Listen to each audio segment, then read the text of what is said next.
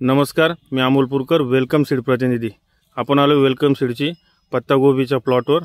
भाऊनी पत्तागोबी लागवड केली, भाऊंकडनं जाणून घेऊया कशी राहिली व्हरायटी। भाऊ नमस्कार। नमस्कार। आपलं नाव सांगा भाऊ। स्वप्नील विठ्ठल मोरे, गाव रामठाणा, तालुका सिल्लोड, जिल्हा संभाजीनगर। संभाजीनगर। भाऊ ही पत्तागोबी लागवड केली आपण, ही कोणती व्हरायटी लागवड केली? डॉलर आहे, वेलकम सीडची डॉलर केली। भाऊ कधीची लागवड ही? 12 सप्टेंबर। 12 सप्टेंबरला, म्हणजे आज 65-70 दिवस झाले। आणि किती रोप लागवड केली आपण?